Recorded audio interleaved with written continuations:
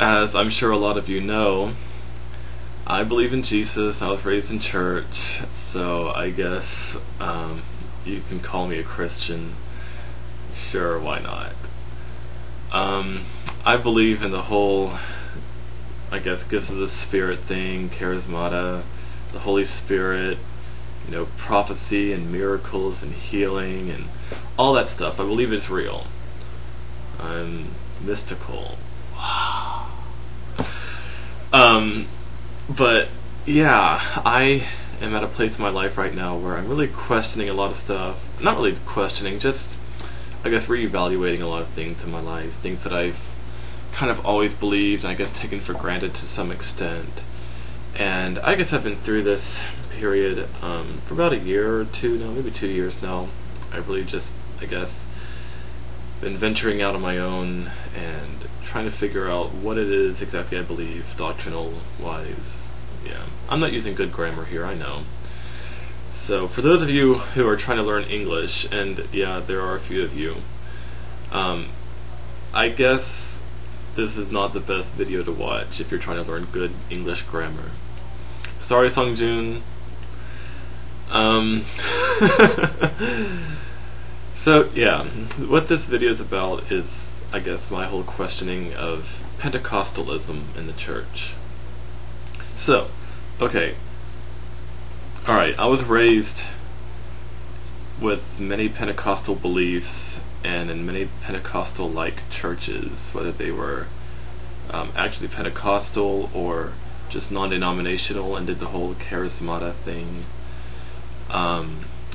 Yeah, so I kind of grew up with those kinds of beliefs, so I'm sure you kind of know what I'm talking about, the holy rollers, if you want to call them that. That's what I grew up in. But now I'm kind of thinking, not that that stuff is fake, but I'm just kind of wondering how it applies and such in our lives. So, okay, in the Pentecostal church, or denominations I should say, miracles are often highly publicized and hyped up and really encouraged or pressured for everybody to act out in them and to perform miracles and miraculous healings and such. And anytime that one of those things happen, then, wow, it's a miracle, and praise Jesus, and call the newspaper and all that, and let's talk about it for the next year or two, because that's the last one we're going to see for a while. I know I might get in trouble with that last statement, but yeah, you can talk to me afterwards. My question is, what is a miracle? I know that the technical definition is, something that's supernatural, that happens to help somebody, such as somebody is healed of cancer just overnight, or with the speaking of a word and they don't have AIDS, or they've grown an amputated limb or something like that. That's a miracle. But I've experienced miracles like that before. I really have. I've gotten over the flu in a single minute of prayer. Little things like that, I consider that prayer. I've seen a guy who was hit by a car a couple days earlier. His legs were shattered and he was in a wheelchair. I watched him get prayed for, and he stood up and walked around without braces on, without casts, without crutches. That's a miracle. That doesn't just happen. My father had cancer, and within a couple weeks he didn't have it anymore, and he didn't really take any kind of radiation or chemotherapy at the time either. That's a miracle. So yeah, but for me, I think miracles can be more than just that. For instance, dramatic life changes can be miraculous, I think.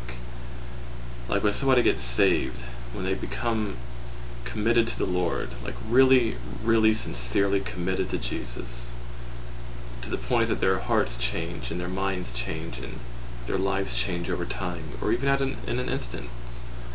That's a miracle. For me also, it's the ability to go from being depressed and suicidal to having hope and joy. It's, for me, I went from being a raging porn addict to not being a porn addict, hardly looking at porn at all anymore, and going from complete sociophobic, I guess, dark kid in the corner who doesn't talk to anybody and who spends all of his time lusting after men and masturbating to porn when I was in my mid-teens, to becoming this guy who's very open and very, I guess, blunt and says anything and is free, and I'm myself, and I'm not afraid of what people think about me, and I love people, and I love hanging out with people, and I need hugs all the time, and I love public displays of affection. I love being non-sexually loving and affectionate. I mean, to do this total 180 in my life, that's a miracle.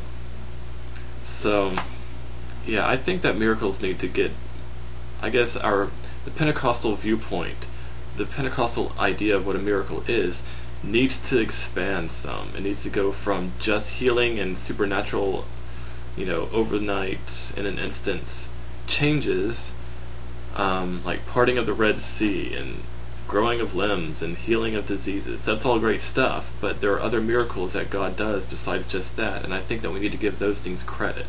We need to give God credit for doing those things and treat them just as any other miracle, because they are just as miraculous. And they need to be talked about and praised in church and testified of and all that, because it's good news. It's something good that happened to somebody, and who doesn't want to hear good news like that? I personally would love to hear more good news like that. I'm not saying that miracles of healing and such are bad or stupid or whatever. I'm just saying that there needs to be more of a balance between what kind of miracles are praised and what kind are just kind of swept under the carpet and not talked about because they're not miraculous enough or they're not dramatic enough. Yeah, that's what I think. So, reply, tell me about your miracles, your testimonies, what you think. So, yeah, love ya, bye.